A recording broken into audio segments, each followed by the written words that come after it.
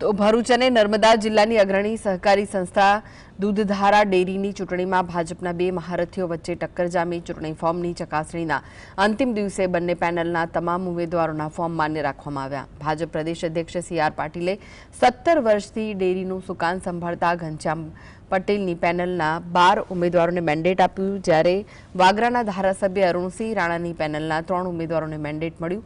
આ નિર્ણય બાદ અરુણસિંહ રાણાએ ચોંકાવનારી જાહેરાત કરી કે તેમની પેનલના તમામ 15 ઉમેદવારો ભાજપના મેન્ડેટ વિના પણ ચૂંટણી લડશે। તેમણે જણાવ્યું કે તેમની પેનલ ભાજપને સમર્પિત છે અને નૈતિકતાના આધારે મતદારોના નિર્ણયને સ્વીકારશે। આ નિવેદનથી રાજકીય ક્ષેત્રે ખળભળાટ મચી ગયો છે। દૂધ ધારકોને ન્યાય આપવા માટે આજે પડવું પડ્યું છે। તમે શરૂઆતથી પહેલે મંડળીઓ જોજો, આજે શાકબારામાં 12-13 થઈ ગઈ, ડેડિયાપાડામાં રળબાવી થઈ ગઈ।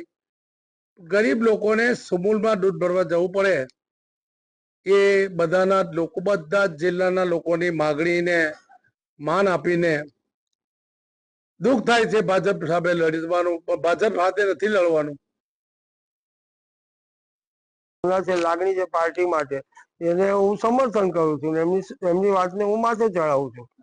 અને એમની સાથે સાથે બીજા બી અમારા ભારતીય જનતા પાર્ટીના પરિવારના ઘણા લોકો છે, જેવા કે મારા જાહેર જીવનના મિત્ર ભાઈ છે ઘનશ્યામભાઈ, એમની પાસે સુગર પણ છે, ડેરી પણ છે, એવા 3-4 હોદ્દા છે। સાથે સાથે એમનો દીકરો સાગર, એ પણ ડિરેક્ટર છે।